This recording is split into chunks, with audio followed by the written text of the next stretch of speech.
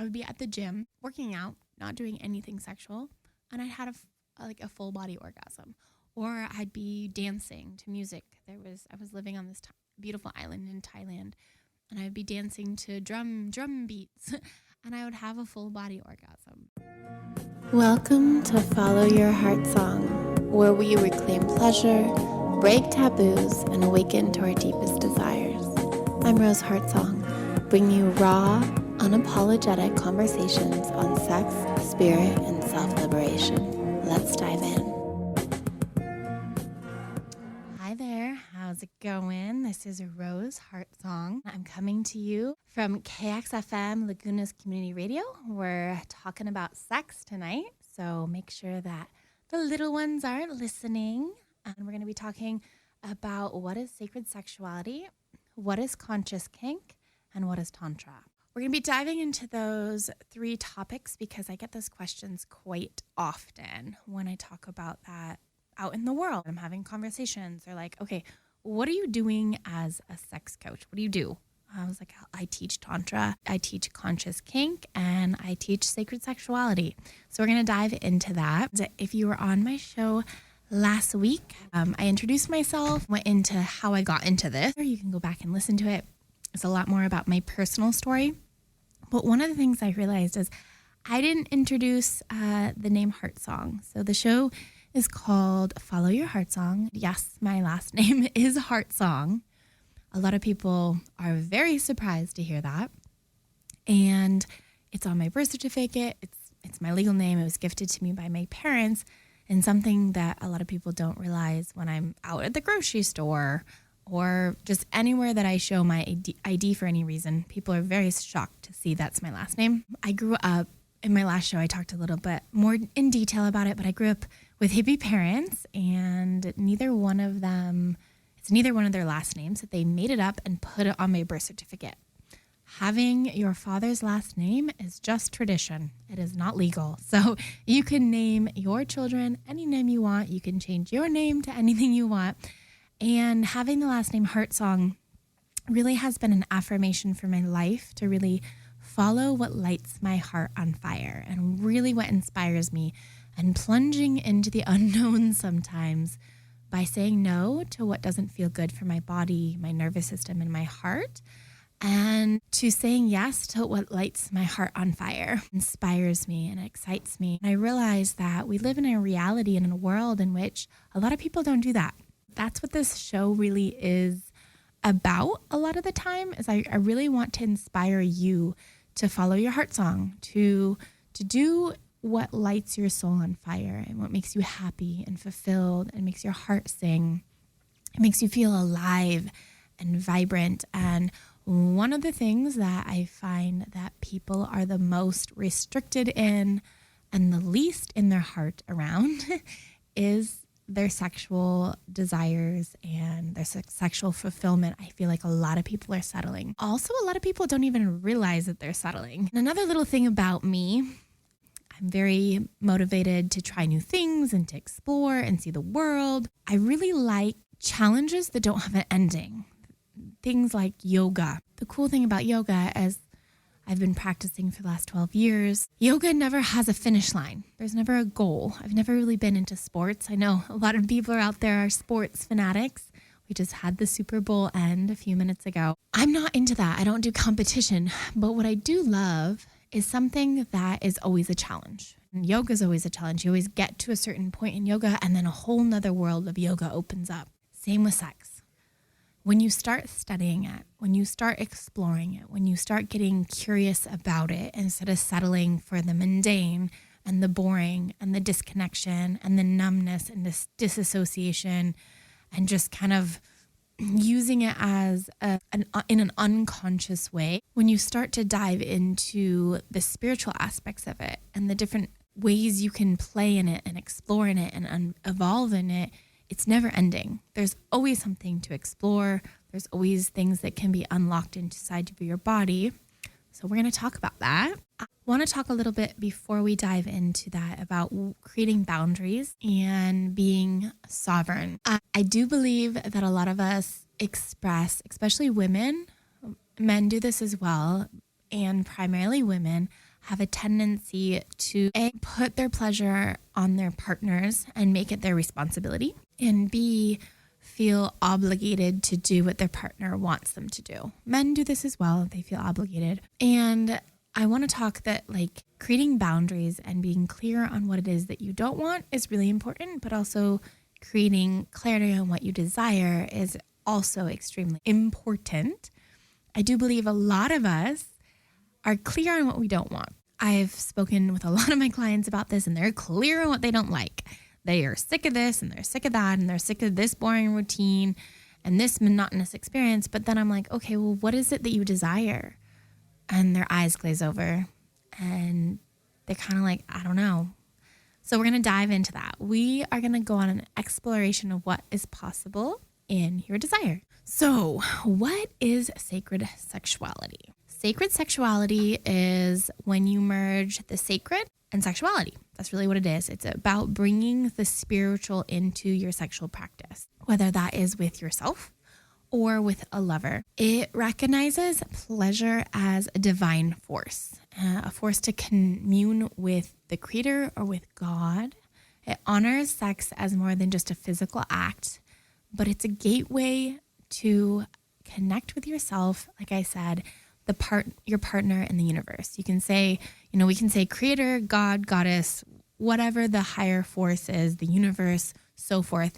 I believe sex is one of the most powerful channels to connect you with the higher realms. And unfortunately, in the modern day religious programming that we live in our society, especially around Christianity and Catholicism, they've taken sex and turned it into a sin. I'll talk about this a lot more in detail next week because I'm going to be diving deep into spirituality. I have a deep, deep spiritual practice with Mary Magdalene. And because of that, I'm very intrigued by representations of Mary and anything that has to do with Mary. I was actually running around Laguna Beach the other night and I went into this little shop and there was these beautiful jewelry for sale. And I went up to it and there was a Mary and I was like, oh, let me look at that. And I looked at it and it was a little pendant and it had Mother Mary on it. And along the edges of it was writing and it was super tiny. And I went in and I listened and I read it and it said, Mother Mary was without sin. She had a child without sin. And it just broke my heart. It broke my heart that that's the world that we live in, that sex equals sin.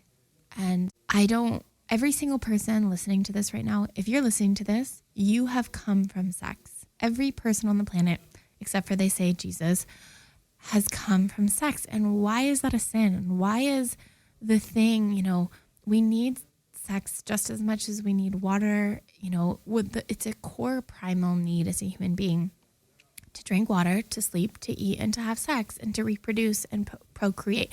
We wouldn't be here without it. And yet it's labeled as a sin. And I've seen that create a lot of shame and disconnection and numbness and disassociation from bodies, from women's bodies, from men's bodies. And it's really heartbreaking to me that one of the most beautiful acts of devotion has been turned into such a shameful act, a sinful act. My desire with Follow Your Heartsong is to reprogram that, to maybe help you see it from a different perspective or a different angle, or get curious and just ask yourself, what is really true for me?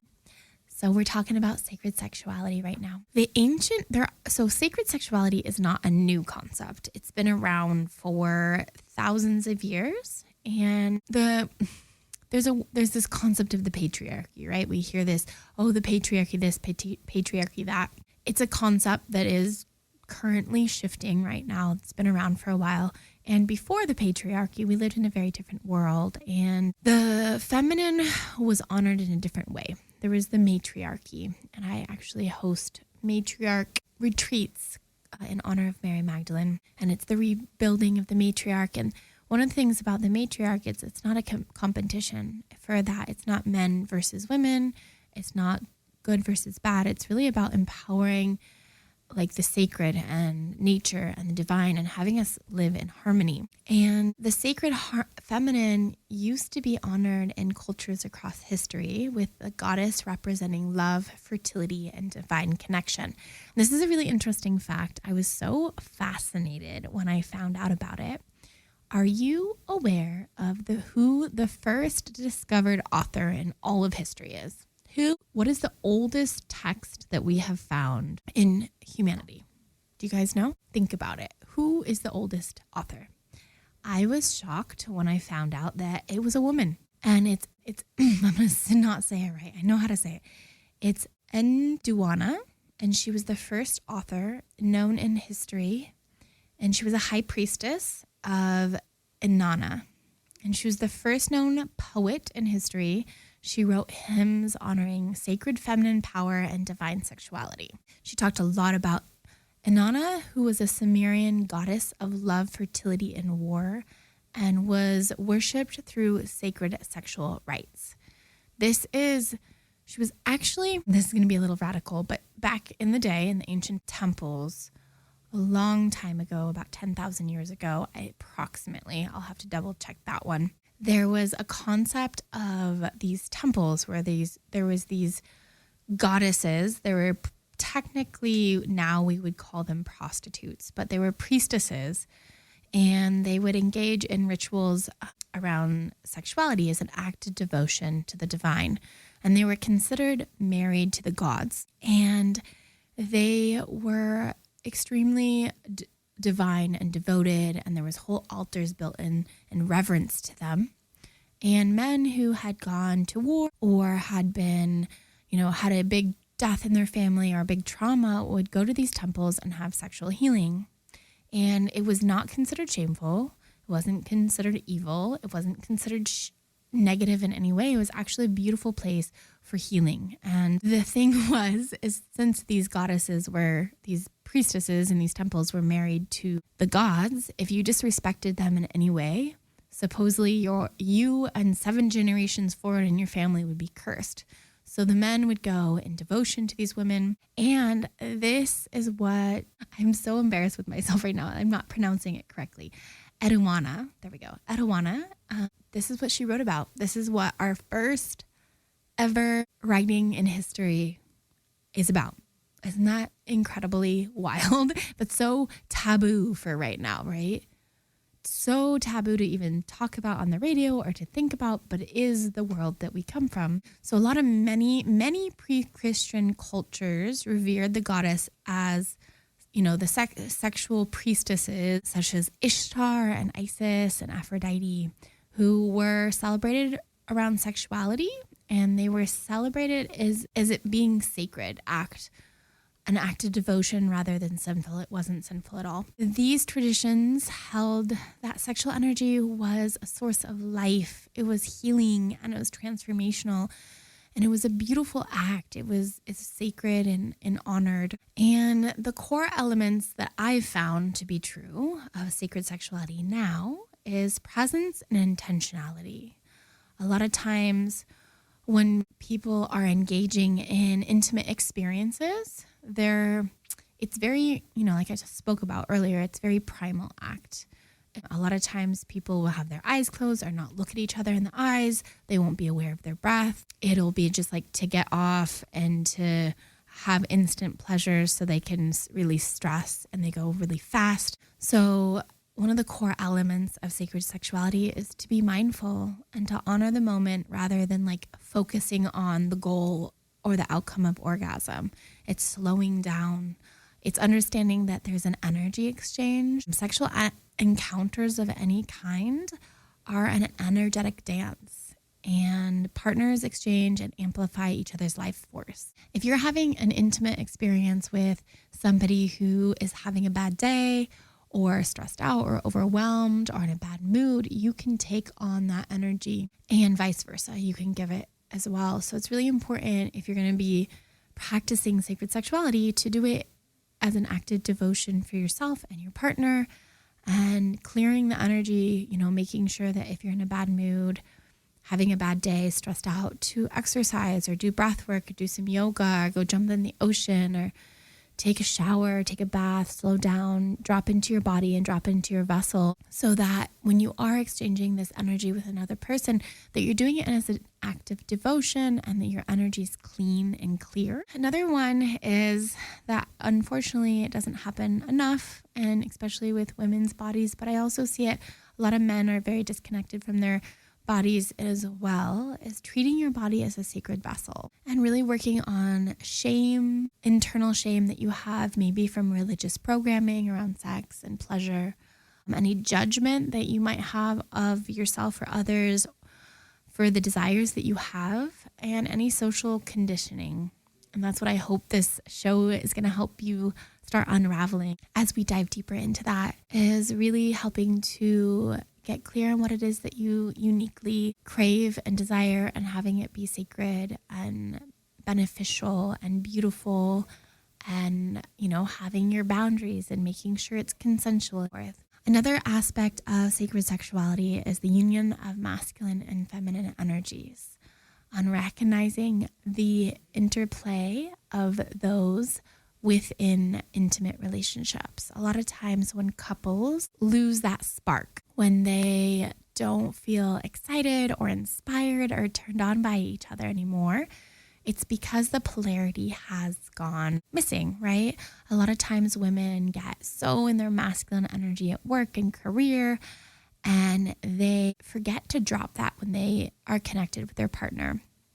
I don't know about you, but if you are like myself, I like to be productive. I like to get things done. I like to be motivated. I like to contribute and give to the world in one way or another. And that is really masculine. It's a masculine energy. I have my own practices to intentionally choose to make a shift and go into my feminine energy. I'll do a whole episode on that, so we'll go into that later on. And then with the masculine energy, I have found that unfortunately, as this patriarchic conditioning has become something that's been shameful and wrong and bad in our society, that men are kind of losing the core stability and the core essence of their masculine, their sacred masculine, and they're becoming a lot more feminine. And I've seen this happens a lot actually with playing a lot of video games. It's disconnecting. They disconnect from their bodies through a lot of video games, or porn can be an addiction that really disconnects them from their core essence and their core power. It's a drain. It can be a really, really toxic drain, and it really takes you away from the sacredness of sexuality. So those are pieces. So as men and women, it's really important to practice being in your feminine energy or in your masculine energy. For men, it's really good to be in men's circles and to be with other men. And, I have a lot of friends who are men who get together and they go cold plunging, or I don't even know what they do in their men's circles. I'll have to have somebody come in on talk on that in the future, because I am not a man. But in our women's circles, we really dive deep into sharing. We talk a lot about sacred sexuality and intimacy and vulnerability and share what's on our heart. And I think it's really important to nourish the masculine relationships with intention and nourish the feminine relationships with intention as well. Sacred sexuality can be very healing. It can be used as a tool for emotional and spiritual healing, helps to release trauma, shame, and conditioning around sex. I was talking about that a lot earlier, and it fosters deeper intimacy by creating vulnerability, deeper levels of trust, and open communication to be able to talk with your partner about what it is that you want and have a deeper, more intimate relationship with them. One of my clients, a couple of years ago, I was working with this client, and they had been together for and they had been together for 7 years. They had a child, they were married, they were devoted to each other. They actually went to play parties and were in the open community, which I will do a whole episode on that, because ethical monogamy is one of the main things I help couples with after being in a relationship for a very long time. They want to explore in that realm, and it can get really messy without a coach. So I help them with that.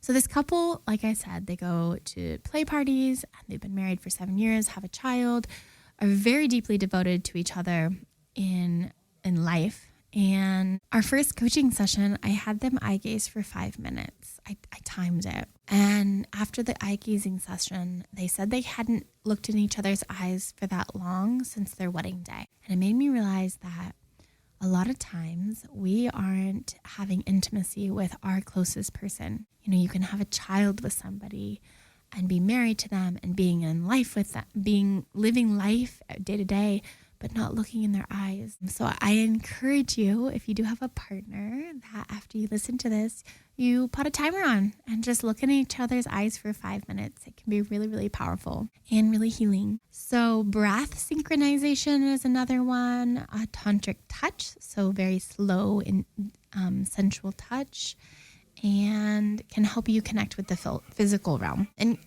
sacred sexuality and modern relationships, it encourages conscious lovemaking rather than goal-oriented sex. Since I was talking about that, a lot of times people are like, oh, I just want to, men are focused on the goal and the outcome of giving the woman a great orgasm, which is good. I'm not shaming orgasms here. I love them.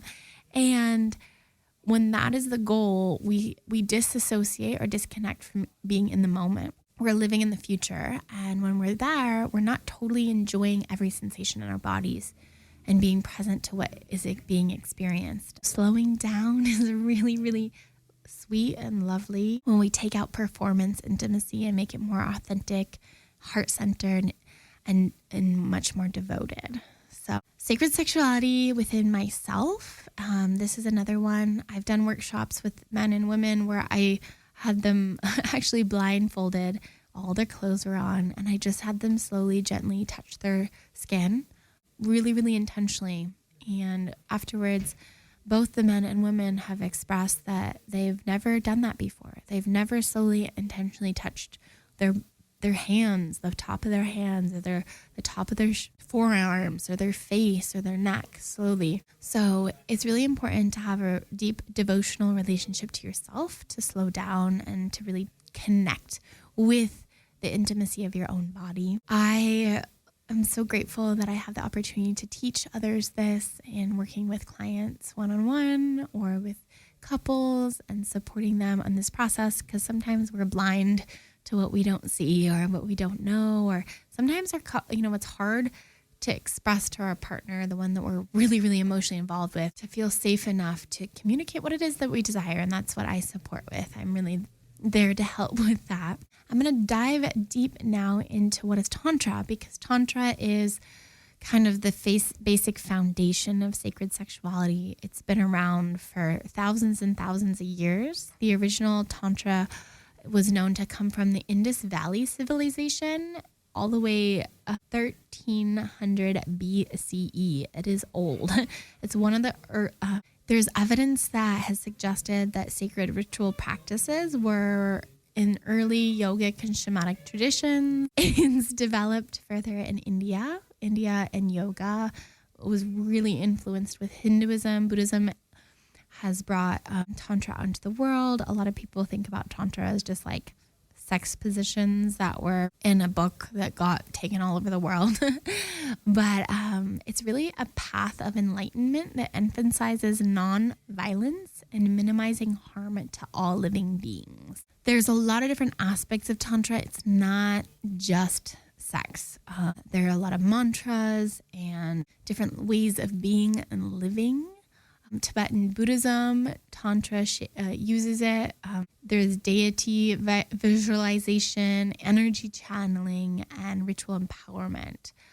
Over time, Tantra was then suppressed by the colonial influence and societal shifts. And in our Western society, we often see Tantra as primarily sexual. It is an energy exchange, really. It's all about playing with energy. The core philosophies recognizes, again, the divine in all aspects of existence. Nothing is separate from the sacred, which I really love. It views the human body, emotions, and desires as pathways to spiritual awakening. There's a lot of spiritual practices that want to, disconnect from the body, and this one is really in the body and having a deep devotional practice to the body. And, it's unlike the ascetic Unlike other traditions, Tantra embraces the material world rather than renouncing it. And like I said, in the sacred sexuality, which is Tantra, it really focuses on the balance between the masculine consciousness and the feminine consciousness within oneself. We both have masculine and feminine essences within us. We both have them, as I was talking about, when I go to work, my masculine's on. When I come home, I drink some tea, put some music on, slow down, connect with myself, my breath, my body, and drop it into my feminine because that feels better for my body and my nervous system. Breathwork practices, pranayama. Those of you who are into yoga, you know pranayama. To use different types of controlled breathwork to activate the Kundalini center in the core of your lower spine. It can bring that sexual energy up the body. There's different mantras and mudras. There's certain sounds and hand gestures that activate different energy centers in your body. That is a deeper tantric practice. A lot of meditation and visualization to cultivate inner awareness and connection to divine consciousness. It's not about pleasure as the goal. It's about merging the divine through intention, conscious connection, and, being in the sacred. Tantra is about slowing down. It's about being present with yourself, your body, and really activating your sexual energy in your nervous system, in your body. There's so many different levels to that. We're kind of doing a basic overview. I think I'm going to do a deeper practice on a deeper session about Tantra later on, because there are some pretty powerful things that you can do to your own body to activate sexual energy up your spine and out the roof of your head. And I talked about it a little bit last time with the yoni massage in my last episode, but there's there's an energy center that's at the base of our spine, that's full of energy. It's Kundalini awakening. Some people have heard of it or experienced it. It can be really intense. It's a shot of energy that goes up the spine. Sometimes you can start shaking or convulsing. It can happen through sex or not through sex. Other people have it through breathwork practices or different spiritual awakenings that can happen. I have had Kundalini experiences through sex and intentionally chose sexual practices to activate my Kundalini up my spine because I'm aware of the energy channels in my body. And this is one of the things I teach in my Tantra classes with my students. I'm actually going to be teaching in Newport Beach on Thursday, a Galentine's event for women to turn themselves on. And I'm kind of really excited about having a bunch of women turned on in the world, because a lot more creativity and flow and magic and beauty, I think, is possible if that were to happen. And we live in a world in which societally women's sexuality has been shamed, being told they're too much and not to be too sexual and all these things. And I think it's shut us down and our power down a lot. And I use a lot of my sexual energy for creativity, to create beautiful projects, to write, to create art. And I think Tantra is a beautiful act of that. I first experienced Tantra when the first conscious sexual introduction to me was actually when I was 21. I was living in Kauai, and I went to this talk that this woman put on about conscious sexuality, and it kind of blew my mind. And I'm still a little confused about it, but it opened me up to seeing the reality in a different way. And it was this woman sharing how she chose never to have an orgasm with her partner because when she did, it was a selfish act, and it would disconnect her from her partner. And I thought that was so fascinating, confusing. I still kind of do, but everybody has their own practice, right? It's just good to think about. And then last episode, I talked about my yoni massage that happened in Thailand with a Tantra master that helped me to release pain and trauma from my body. And that really opened up what was possible in my nervous system and my body. And what I didn't talk about last time is that I started to intentionally choose different breathwork techniques and different practices I had a partner at the time, and we would practice together. And I started to have cervical orgasms through sexual acts. And when that happened, it opened up an energy portal in my body that I don't think a lot of women even know is possible, let alone it's not even like that they can do it. It can be scary and really intense and overwhelming and really powerful. And when that happens, it's like a different, and I learned this through a teacher of mine, Sam Isadora. She's not unfortunately here anymore, but she was really bringing Tantra into the Western culture from India pretty profoundly in really big ways right before she died. And she was teaching me this as well. I was like learning how to cultivate it. And I feel like Tantra and sexual embodiment and the power that's dormant in our bodies as we learn to awaken them, it's a lifelong practice. And when we can release the shame and the trauma and really dive into this ability to release the energy that is present in our bodies and to channel it up our spines, that there's another level of power opens up to us and through us that's much more, connected to the divine. When I was in Thailand having these really powerful experiences and practicing Tantra for the first time, I would have another edgy thing to say on the radio, but I would be at the gym working out, not doing anything sexual, and I had a full body orgasm.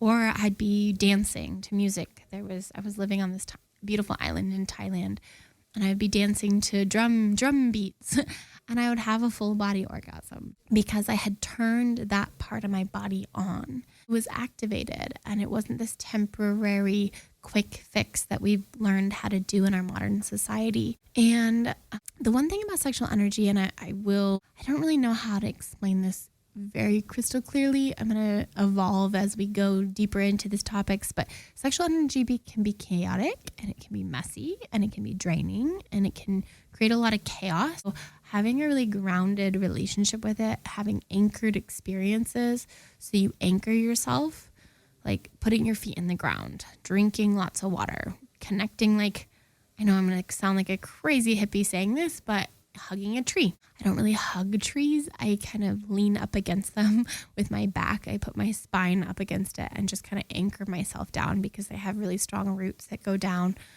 Certain breathwork techniques that can ground you into your nervous system. I know that some people, when they have their first sexual awakening in their body and Kundalini experiences, they get really overwhelmed with the energy that's in their body. It can be really scary and intense and profound. So having a practice that anchors you is really, really helpful. So sexuality, embodiment, and divine connection really helped create another level of confidence for me. And I see that with my clients, like a lot of the women that I start working with and men, they come in and they're kind of timid and they're afraid to talk about it. And, their art isn't doing well, or their careers aren't doing well, or they're feeling scared of what the next step is, or they're not really clear on what it is that they want in any area of their lives. Sometimes people do too. It just depends on who comes forward to do some sexual development with me. Anyways, when they become more empowered in their sexuality, every other aspect of their bodies and their lives and their career and their mission and their purpose gets activated, and this like spark lights up. And it's really, really beautiful to witness. And I feel such an honor to be able to serve in that way. Right. I'm going to go now into a more taboo subject. Not that everything I've been talking about isn't taboo already, but this one, Tantra is more common. We talk about Tantra out in the world. There's Tantra workshops at festivals. There are Tantra classes. People have heard of it, but there's another one that we don't talk about as much yet. My goal in talking about it here is so that we can start talking about it more. And that is conscious kink. Conscious kink. Conscious kink integrates intention, communication, and self-awareness into your shadow side. Into the shadow, into the parts of yourself that you may not like so much, the habits that you have, that you shame, the aspects of you that you want to hide and you don't want the world to see and you don't want to love. Conscious kink helps bring it forward and helps you love it, really. And it can heal in really profound ways. I've heard some incredible stories of people healing different diseases and different traumas, including myself. I've healed traumas through this. And kink, or comes, it's a more modernized term, comes from BDSM, which explores power dynamics, different types of sensation, and different types of surrender for healing and transformation. Sometimes when I talk about kink around people, they kind of like get overwhelmed and scared of it. But really, we are doing it with ourselves unconsciously everywhere we go in one way or another. So what does BDSM stand for?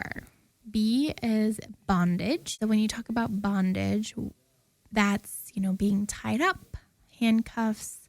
There's something called shibari, which is the Japanese art tying ritual, where there's a different art that you can study and learn to tie your partner up.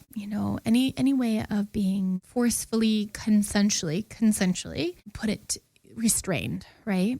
But if you think about bondage, and when I was I'll go into this in a little bit, but I did get trained as a dominatrix.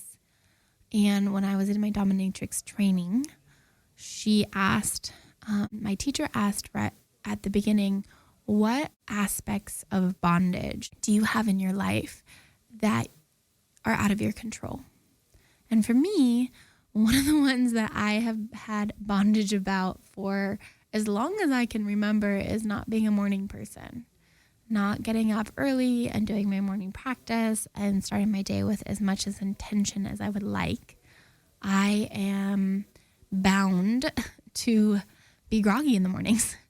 And that's something that I've been wanting to work on and have been trying to work on for as long as I can remember. And there's other aspects of bondage that hold you back. So what are the aspects of your life that you feel bound, that are out of your control? And when you are using conscious kink and you and your partner communicate about this, maybe with my support, you can get curious and use bondage, intentional bondage, to help you actually break through those unconscious bondage that you have on yourself, right? That subconscious beliefs that are holding you back and self-sabotaging yourself. So that's the one to think about. And discipline, or another one is D. So there's B, D, S, M. So bondage, discipline, or dominance. It's and the word dominance can be kind of scary to some people, or a lot of people see domination as controlling and cruel and mean and disruptive. But you can think about dominance as kind of the leader of the experience. There's somebody who is in charge, and then there is somebody who is a follower. So the S in BDSM is submission, or it's sadism. These are people that kind of want to be treated negatively. They get turned on by it being treated bad, or they want to be treated bad unconsciously. So that might be for you in your life unconsciously, if you're, in a job in which you aren't being treated correctly, or you have friendships or relationships in which you aren't honored completely. That may be part of it. And you can use conscious kink to help bring that to the surface and learn to love that part of yourself. Because when we shame the negative parts of ourselves and we make them wrong or bad or evil and we resist them, I'm a huge fan of Tony Robbins. I've been to a bunch of his events, and he says, what you resist will persist. So anything about yourself that you do not love and that you shame and you make wrong and bad, if you keep resisting it, it's going to stay around. But when you bring it up to the surface and you learn to love it, and you learn to see your unconscious desires for it, and you learn to play with it and explore with it in a safe container, with to do all of this, you needed to have serious conversations and have clear boundaries and clear consent and clear desires. This is not something to dive into without any of that upfront. But you can bring it to the forward and really heal from it and alchemize that trauma in your nervous system and your body. And masochism is the M for BDSM. And masochism, they usually like some sort of pain, physical pain, emotional pain. So, we say, oh, I don't like pain. I don't want pain. But what part of your life is painful? Like, we all have some sort of pain. We maybe have aches and pains in our bodies. We have painful relationships with our loved ones, our family. And there's a part of us that is creating that pain unconsciously. Like, if we become the creators of our reality, and we decide to take responsibility for every part of our lives, then bringing it to the forward and saying, oh, there's a part of me that is actually enjoying this. Let me bring it to the surface so I can play with it and explore with it and release it. I think, conscious kink is one of the most powerful somatic therapy tools that you can use. It's not for people as a beginner aspect without support or, like I said, clear communication. That could even be like writing things down on a piece of paper and talking about it many, many times before you dive into it. So I talked a little bit about the dominatrix. The dominatrix archetype represents feminine power, authority, and mastery over desire. They have been around for as long as we know. The name and the term came in the 1960s, but, Ishtar and Nana, like we talked about, what had that aspect of her. And a lot of times modern dominatrixes are in service to big CEOs and, big men who are in charge in leadership. A lot of the times politicians, CEOs, people who are in charge, and they want to just let go and submit and surrender, and it's really healing for them. And, another thing I love about conscious kink is that it really, really encourages communicating consent and negotiation and an emotional awareness and connecting to your nervous system when you're playing. When I say playing, that's how adults play, is when we have sex. It can be a powerful form of shadow work. It can help you confront and integrate the hidden aspects of yourself. And one of the things that we don't talk about enough at all in sex and sexuality is aftercare, and how nourishing and beautiful aftercare is. And what is aftercare? It is a way to bring your nervous systems down. I said when you're having these sexual awakenings, it can be really scary and overwhelming sometimes, and you have aftercare. So aftercare can be, drinking water, taking a nice bath, eating nourishing treats, cuddling, kissing, connecting, having a warm towel brought to you, really anchoring together, talking about the experience you had with your partner, what you loved, what was what was edgy or new or whatever, really having that time to integrate together and connect. Because a lot of times people will just, have sex and then fall asleep or leave or just kind of disassociate and not really have intimacy time after that. So I highly recommend that you incorporate any type of aftercare into any sexual act that you have. It helps with emotional regulation and integration after serious experiences in the bedroom. Conscious kink can help you release shame. It can help you unravel your fears around your body, your pleasure, your sexuality. Again, I'm going to say it over and over and over and over again. Boundaries, consent, and communication on desires. Super, super important. I spoke on the last show about my experience releasing trauma from my body for the first time with conscious kink. And I also talked a little bit about the book, The Ethical Slut. No, not The Ethical Slut. Sorry, Existential Kink. That's a different one. Existential Kink. And one of the things she talks about in that book, which I highly recommend everybody read and understand about themselves, because it helps you become a little bit more in power of yourself, is that the unconscious patterns that we have in our lives that are toxic, that aren't working, that are bad, or we're being a bad boy or a bad girl, or we're judging ourselves about, or that aren't working, any sort of pattern and habit that you might have that you do not like. That book talks about how unconsciously you are actually turned on by that behavior.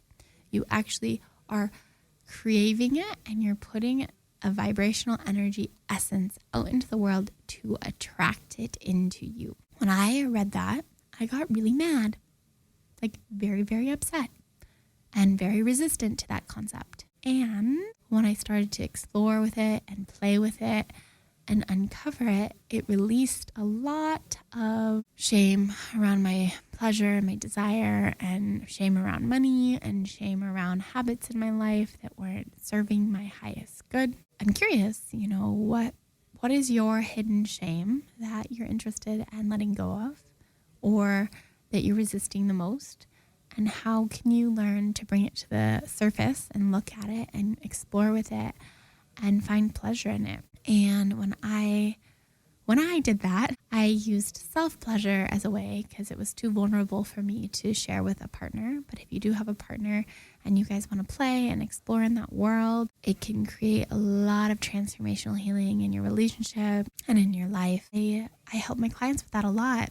And it's such an honor to be able to help them with different dominant and submissive energies, to tap into different play and erotic expression and trying new things. We talk about it and then they go home and do it on their own. It doesn't happen in front of me. But yeah, we explore and we try on new things and new concepts. And I definitely challenge you in seeing sex in a different perspective. So super incredibly grateful to have you here tonight. Thanks for being on KXFM, Laguna's community radio. And if you're interested in joining me on Thursday night, you can go to my website. It's roseheartsong.com. That's RoseHeartsong.com. Or the same is on Instagram. And it would be such a pleasure to have any woman who's interested. There's a couple spots left for the Galentine's event. It would be an honor to see you there. And I really want to close this episode with inviting you to reflect with your relationship with desire, with pleasure, with intimacy. Are you embracing your body's wisdom? Are you listening to what you want or listening to what you don't want? Are you allowing yourself to experience connection with yourself first and foremost? If this resonated with you, this episode, if you learned anything, it would be so much of an honor if you shared it. And we're going to be diving deep into spirituality next week. It's a huge part of what I talk about. As you know, we talked a lot about the sacred and sexuality tonight, and really I'm grateful to have you here. Thank you for going on this wild journey with me. I'll talk to you next week. Talk to you soon. You felt that, didn't you? Let it sink in. Take what you need, leave the rest, and always trust yourself. If this spoke to you, please follow, like, and share. It helps the message reach those who need it. Stay wild, stay free, and keep following your heart song.